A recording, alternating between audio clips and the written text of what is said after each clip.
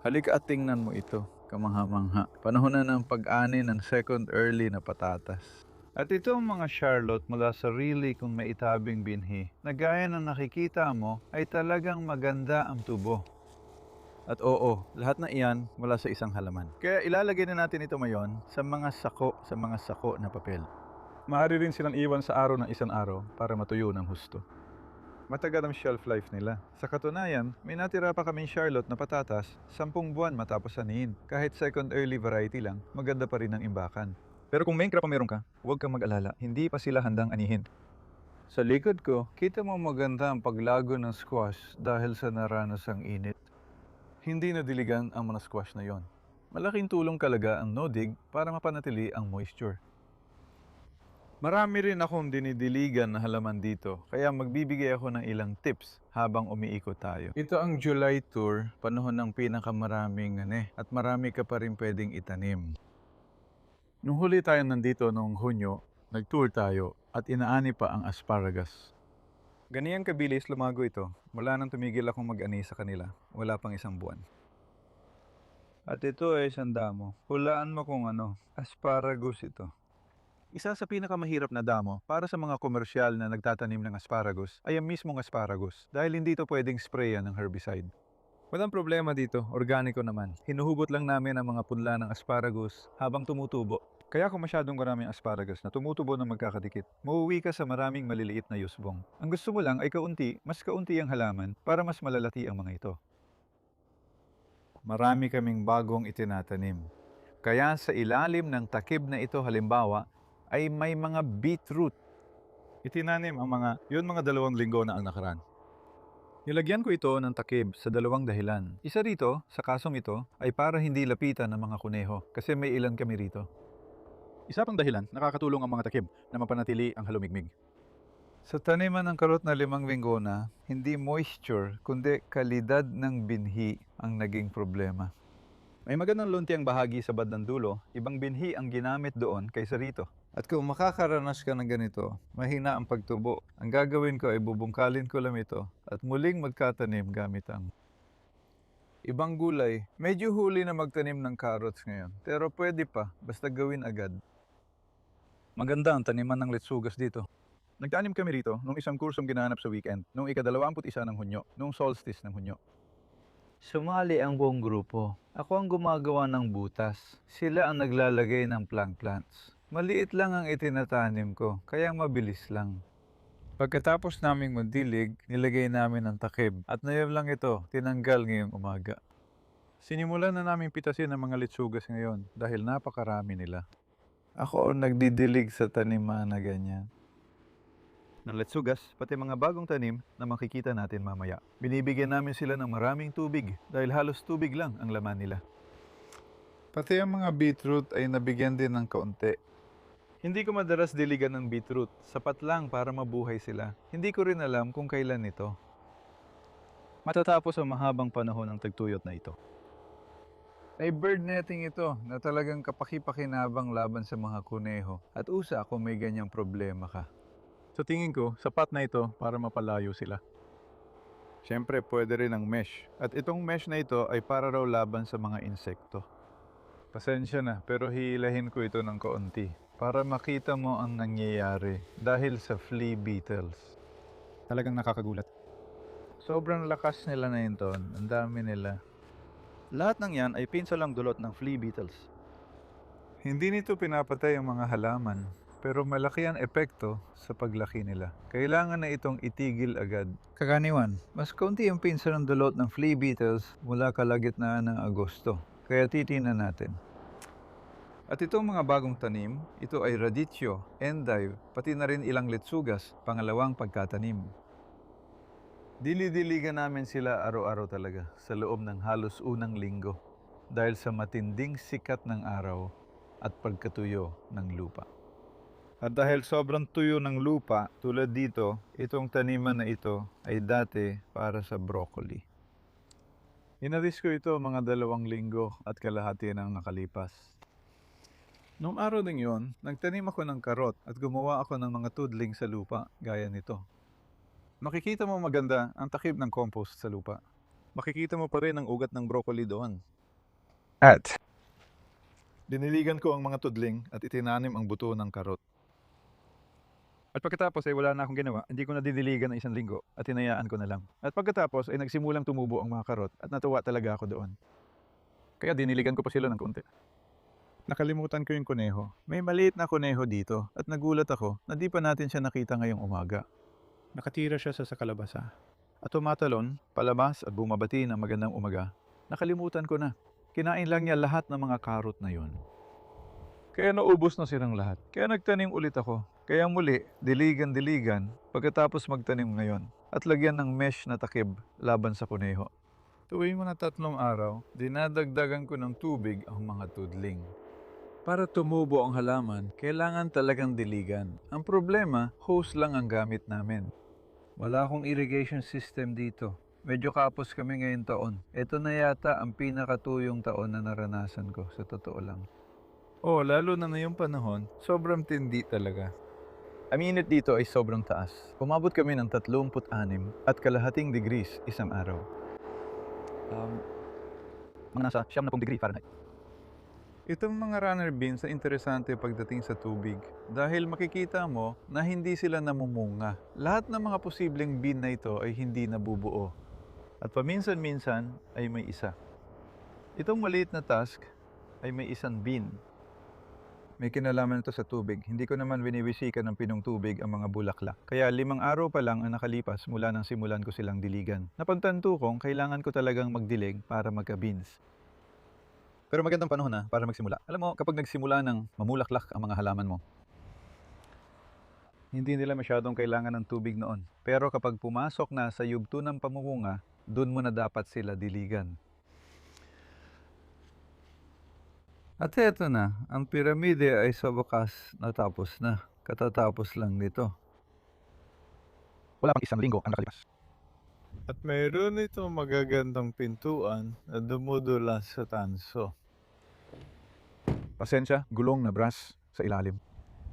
Kaya ang buong estruktura ay ginawa ng walang kahit anong metal or kahit anong katulad nito. Tanso at kahoy na dawel lang ito. Si Sam ay nag-alis ng bindweed dito, kaya... Klasikong halimbawa, tingnan mo. Pwede namang gawing compost lahat yan, pero ganyan, kadami ang nakuha niya kanina umaga.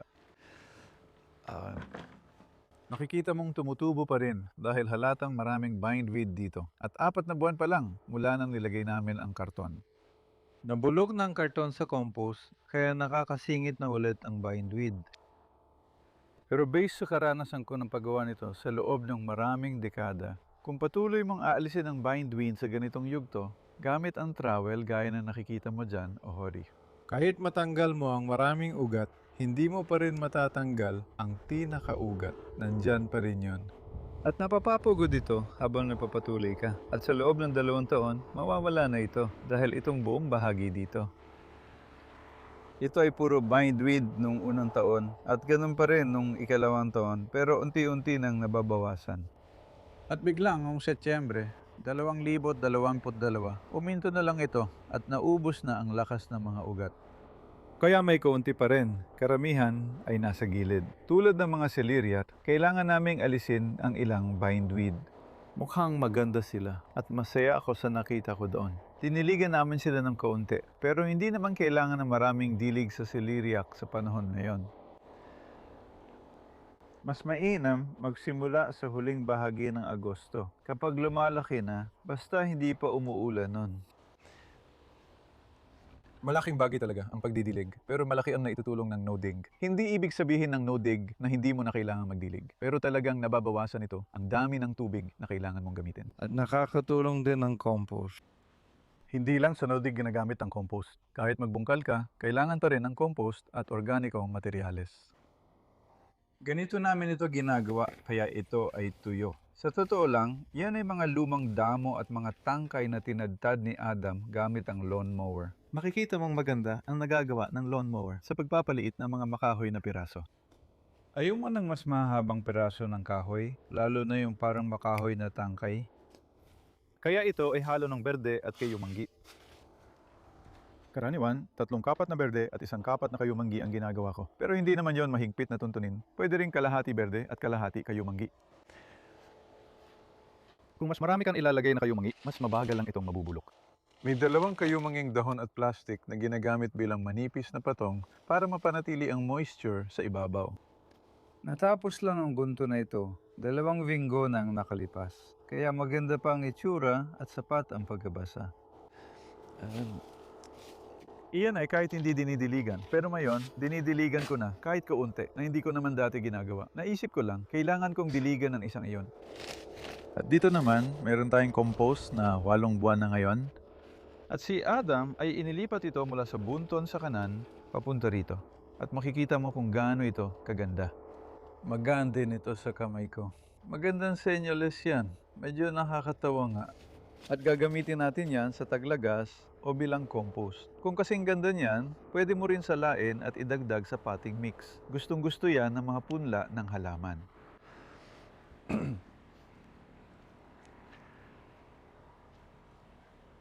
Ang mga sibuyas dito ay nasa iba't ibang antas ng pagkahinog. Ang long red Florence na malapit sa atin ay berde pa at nagsisimula ng yumuko, kaya malamang aanihin na sa pagtatapos ng linggo. Patuloy pa ring tumutubo ang mga klasikong pulang sibuyas sa itaas. Hindi ko pa sila dinidiligan, hinihintay ko lang silang yumuko. Makikita mo ito ng mas maaga. Yan ang Rose de Roscoff, isang dilaw na sibuyas na kulay rosas talaga ang balat. Napakaganda ng sibuyas na ito.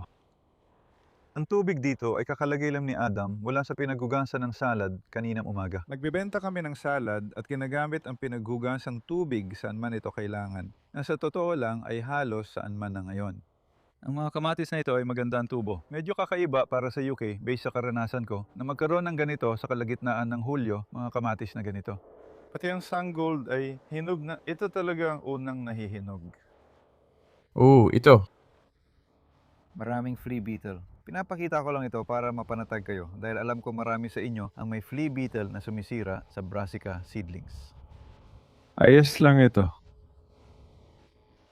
Ayaw ninyong mangyari na masyadong maraming bagong dahon ang tamaan ng ganito. Akala ko mas magiging epektibo ang mga takip na ito. Nung nakaraang taon, nagawa nila. Ngayon, mas malala ulit. At doon sa taas, may thermocrop cover ako. Natuklasan kong gumana ito ng maayos noong nakaraang taon. Mas makapal ang mesh, pero yung sweet at kale sa ilalim ay mukhang tinamaan pa rin. Ang pamunahing payo ko at ginagawa ko ay palakihin mo muna ang iyong mga brassica bago itanim. Kaya nilalagay ko sila sa 7 sentimetrong paso. Makikita natin mamaya. Katulad ng nabanggit, ang Sas de Sere ay isang patatas na main crop at makikita medyo berde pa ito. Mas magiging berde ito kung nadiligan namin. Hindi pa namin ito nadidiligan, pero kung may tanim kang patatas na main crop, mabuting diligan mo kung may sapat kang tubig. At ganoon din dito sa mga bagong tanim, tulad nitong mga leek. Ngayon lang ako nakapagtanim ng leek ng ganito kalate. Sa tingin ko mga ika-20 ng Mayo yun. Iyan ay musselbra at isa pang tinatawag na blatter. Tingnan natin sila kasi medyo maliit pa sila para sa Hulyo. Pero hindi pa ito aanihin hanggang sa susunod na tagsibol. Kaya marami pa silang oras. Maramihang inihasik ang mga ito, gaya ng ginagawa ko sa marami pang tanim. Magandang kamatis ngayon, pero nahihirapan dahil sa init. Ayaw na kamatis ng matinding init, di tulad ng pipino at melon. Nakakayanan pa rin nila, dinidiligan ko sila 2 beses, bawat 2 araw. Nagdirig ako kahapon ng umaga at magdidilig ulit bukas gamit ang overhead na linya. Pwede mong diligan ang kamatis mula sa itaas. Okay lang yan kasi walang panganib ng blight na yan at nakakatulong ito sa mga halaman na mahydrate. Nahihirapan talaga silang makakuha ng sapat na halumigmig. Medyo nagwala ng mga beef na kamatis. Ang oxheart dito, makikita mong napakaganda ng mga bunga. Pero sa variety na Sonnenherz, malalayo ang pagitan ng mga kumpol ng bunga. Kaya nagkakaroon ka ng napakataas na halaman na umaabot na sa tuktok. Kaya ibinababa ko ito ng kaunti. Ibig sabihin, nasa lupa na ang mga bunga kahit di pa hinog. Kaya dapat mong pag-isipan paano ito haharapin. Hindi ito ang pinakamadaling uri. Maganda at compact ang Orange Wellington, pero F1 ito, kaya di pwedeng itabi ang buto. Pero ang mga butong ito ay sariling tinabing buto at tumutubo naman. Gustong gusto talaga ng mga melon ng init, kaya ang dami nilang bunga. Mayroong ilang magagandang uri dito. Ito ay malaga. Tingnan mo, nakapagpatubo ito ng 4 na malalaking melon sa isang halaman. Hindi mo kailangan suportahan ang mga melon. Ang pagsasabing kailangan daw silang suportahan ay isa sa maraming maling impormasyon na kumakalat. Makikita mo matibay ang tangkay nila at nakasabit lang. Ang tanging pagkakataon na nahulog ang mga ito ay kapag hinog na sila. Sa totoo lang, hindi na mahalaga, pero kung mangyari, pupulutin mo lang. Malalaman mo rin kung kailan sila hinog. Sa pagtingin mo pa lang, makikita mo may kaunting bitak sa paligid ng tangkay at medyo nagiging dilaw na rin doon. Pero bago pa yon, maamoy mo na ang napakabangong amoy ng melon. Kaya alam mo, darating ang isang umaga, siguro mga 2 linggo pa, hindi pa agad-agad. Papasok muna ako para amuyin bago sila hinog. Tapos hahanapin ko na ang hinog na melon. Iba't ibang uri tayo rito, tulad ng ogen, na medyo maliit. Sana makakuha ka pa ng bunga sa halaman. At maari mo silang palagin sa lupa. Kaya ito ay isa na itinanim lang para gumapang sa lupa. Hindi mo kailangang palagiin sila gamit ang mga tali. Pero napaka-epektibo kapag ginamitan ng tali. Oo, maganda sa mga halaman na maraming paraang jobin nito, pati sa talong. Dito, pinayagan kong tumubo ang 2 sanga mula sa pangunahing tangkay sa pagpili ng malakas na yusbong na naging isa pang pangunahing tangkay. Kailangan talagang tanggalin ang mga bagong usbong sa gilid. Kagaya nito, hindi siya halata, pero ayan, usbong siya sa gilid. At iyan ang pangunahing tangkay. Kaya patuloy ko itong ginagawa, kaya 2 pangunahing tangkay na lang ang natira. Medyo produktibo lang. Nagsisimula na silang mamunga, pero hindi maganda ang mga talong at nagkasakit pa ang mga dahon. At sa tingin ko, ito ay tinatawag na wenyur. Wenyur, isa tong bacterial rot. Posibleng dahil sa sobrang pagdidilig sa mga dahon na ginagawa ko kasi alam kong gusto ng talong ang mamasa-masa. At nakakatulong ito para maiwasan ang red spider mite. Pero kahit na sinabi ko yon, gumamit ako ng mandaragit ng red spider mite na Phytoseiulus at epektibo ito ngayong taon. Mas naging luntian ang mga melon dahil dito. Pati na rin ang mga pipino. Ang red spider mite ay maaring makapinsala. Nagpapahinga muna ngayon ang mga pipino matapos mamunga ng marami. At ngayon ay nagsisimula na ulit silang mamunga. Mas madalas kung diligan ang mga ito kaysa sa kamatis. Kaya lalo na sa gitna ng araw, kapag sobrang init, tulad ng karamihan ng mga araw, hinahawakan ko lang ang hose ng mga 15 segundo para basahin ang mga dahon at mabawasan ang stress ng mga halaman sa gitna ng araw.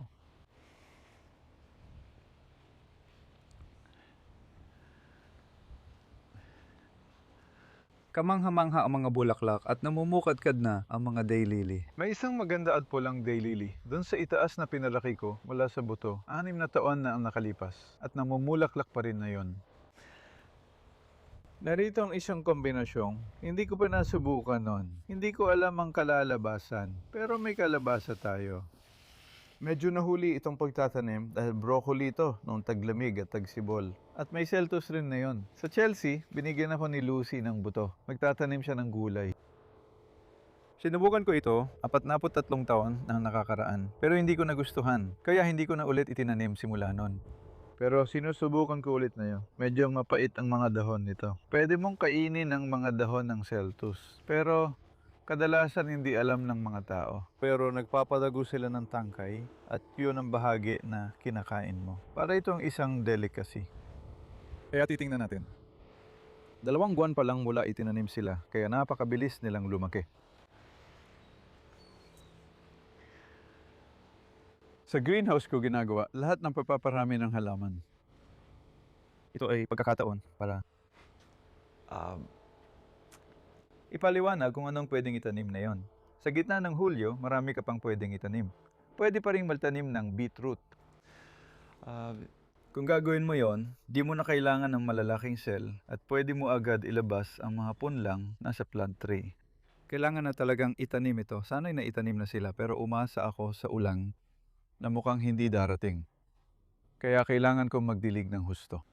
Yung mga punla ng brassica tulad ng repolyo, pinalalaki ko muna sa tray bago ilipat. Pero pwede rin itanim diretsyo sa maliliit na module cell. Ito ang mga disenyo ko. Makukuha mo ito sa Containerwise UK at available din sa buong mundo.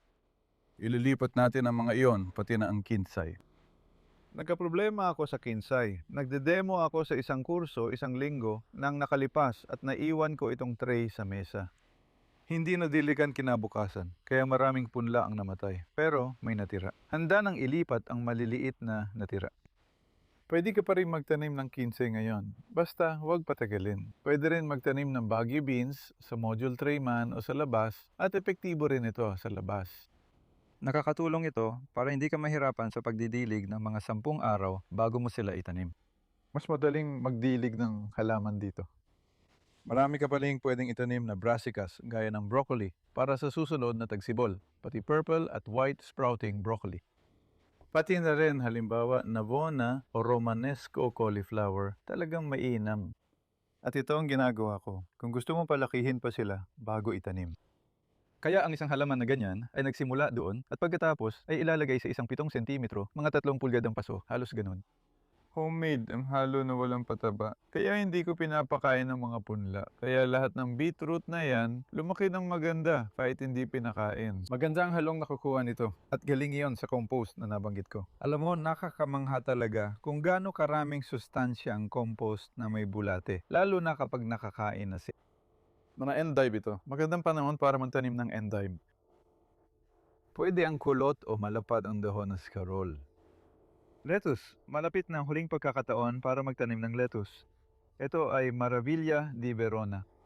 Talagang magandang uri ito. At alam mo, handa na itong itanim at makikita mo kung gaano kaganda ang pagkakabuo ng kanilang mga ugat. Pwede kang magparami ng tanim ngayong panahon. Kahit na medyo huli na ako nagtanim, medyo huli na ngayon. Pero noong unang bahagi ng Hulyo, yon ay pulang repulyo na pagkatapos ay inilipat ko sa tray na yon. At itatanim ko sila sa lupa. May tanim ko nga kaya sila. Karaniwan, 2 linggo pa lang ay itatanim ko na sila bilang punla. Pero baka kailangan munang ilipat sa mas malaking paso dahil sa pinsala ng flea beetle. Kaya lahat ng mga bagay na yan, pwede ka rin magtanim ng haras at kohlrabi rin. Sa panahong ito, napakagandang panahon para sa dalawa na yan, para makakuha ng magagandang ani sa taglagas. Malaking tulong talaga yan para mapanatiling puno ang mga taniman mo. Nagkakaroon tayo ng puwang at tubig ang pangunahing limitasyon sa mga magagawa mo. Pero tingnan mo kung ano ang kaya mong alagaan. Kung mapanatili mong buhay ang mga halaman sa tagtuyot, pagdating ng taglagas, sana umulan at mas sumagana ang paglago. Napakagandang pakwan yan at napakaliit nito kumpara sa dami ng dahon. Saka pa lang sila nagsisimulang mabuo. May 2 halamang pakwan dyan. At gusto ko ring ipakita sa iyo dito, ayan yung isang Ogen melon na tumubo sa tali.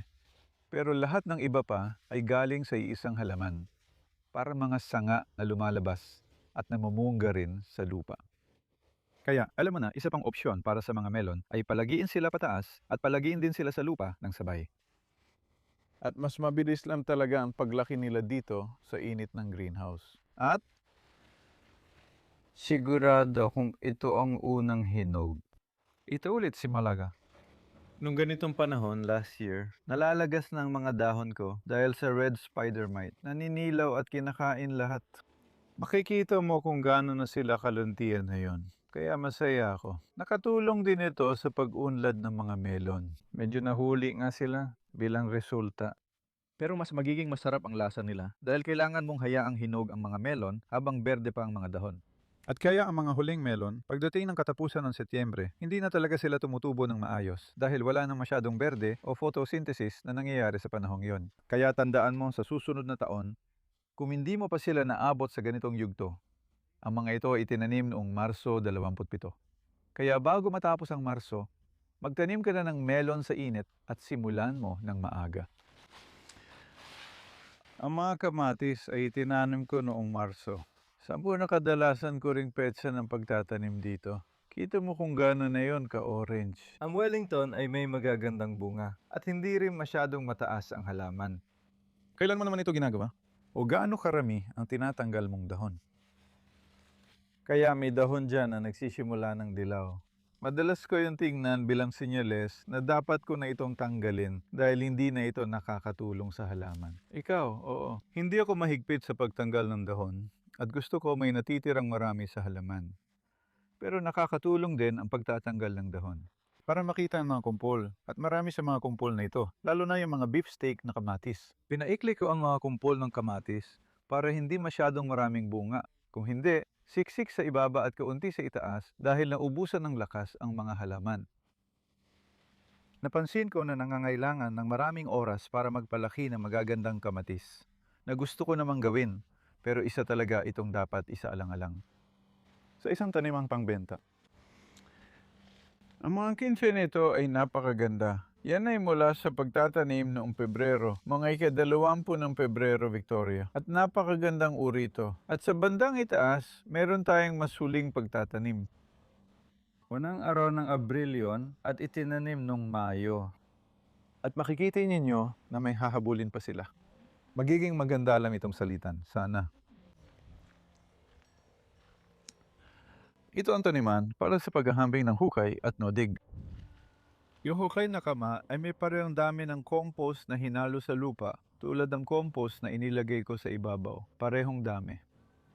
At sa ngayong taon, nakakuha kami ng 31.3 kilo ng mula sa kama na yon at 36 na kilo mula sa hindi hinukay na kama. At medyo pare-pareho yon. Bawat taon nakakakuha kami ng mga 12% na mas marami sa buong season mula sa no-dig. Hindi pa halata ang pagkakaiba kasi bagong tanim pa lang. Pero dito may mga matagal na, gaya ng mga sibuyas na aanihim ngayon. Kaya ito ang Rose de Roscoff. Pinagsabay ang paghahasik kaya lahat ng yan ay galing sa isang maliit na module cell na inihasik ng huling Pebrero. Pwede kang mag-alaga ng maraming sibuyas gamit ang ganoong paraan. Sa isang tray na may 60 cells na tig-apat, mahigit 200 sibuyas ang mapapalaki sa maliit na espasyo. Epektibo ito at hindi kailangan ng maraming potting mix. At itinanim ang mga ito sa lupa noong ika-9 ng Marso. Kaya medyo maliliit pa sila noong itinanim. Ibig kong sabihin, talagang maliliit. At gayong taman, gumagana ito. Pero ang ginagawa ko ay tinatakpan ko sila ng tela o fleece sa loob ng mga unang 6 na linggo o higit pa. At sila ang huli sa mga unang itinanim na inaani na ngayon. Halimbawa, dati may gisantes dyan kung saan ngayon ay kale. Sa magkabilang gilid ng celeriac ay spinach nun. At kitang-kita ang malaking pagkakaiba sa celeriac. Tingnan mo ang pagkakaiba ng no-dig at dig. At napansin ko dito sa hapon ay pareho naming dinidiligan ang dalawang plat na ito. Pero ang dig na plat ay mas nalalanta ang mga dahon. Parang hindi nakakakuha ng sapat na tubig ang mga halaman doon sa lupa na ginambala. Sa tingin ko, ito ay dahil sa pagkabali ng mycelial at bacterial network. Dahil sa proseso ng paghuhukay, kahit anong uri ng paggamit ng tinidor sa lupa, alam mo na, wag mo ring gawin yon. Ang broad forking ay hindi no-dig. Ang tamang paraan ay hayaan lang ang lupa. Makakakuha ka ng kamangha-manghang resulta at paglago. Yan ang kildare, beetroot at flaming barrel. Itinanim ko kasabay ng spring onions. Isa ito sa mga kombinasyong sabay itanim. Nasa libro ko din yan. Maaari mong anihin ang spring onions bago ang beetroot dahil kakailanganin ng beetroot ang espasyong yon. At para tapusin, hindi ko mapigil ang ipakita sa inyo ang napakagandang mais na napakabilis tumubo. Itinanim ito noong ika-10 ng Abril, itinanim ulit noong ika-25 na may takib na tela na nagprotekta dito laban sa hamog na nagyelo noong ika-11 ng Mayo. At tuloy-tuloy lang itong lumaki. Hindi namin ito diniligan hanggang 5 araw na ang nakalipas. Kaya iyon ang unang pagdidilig. Tapos, pakiramdam ko talaga, alam mo yon, talagang kitang-kita ang resulta ng no-dig. Gaano kaganda ang estruktura ng lupa at kadali para sa mga halaman makuha ang pagkain at halumigmig na kailangan nila. Diniligan namin ito ngayon kasi tulad ng runner beans, makatuwiran magbilig habang malapit na ang anihan. At magtatapos ako sa isang tanong, anong itinatanim mo ngayon? At anong paborito mong uri ng itinatanim mo? Magandang ibahagi yan dahil maraming nagbabasa ng komento sa mga video na ito at magkokomento rin ako.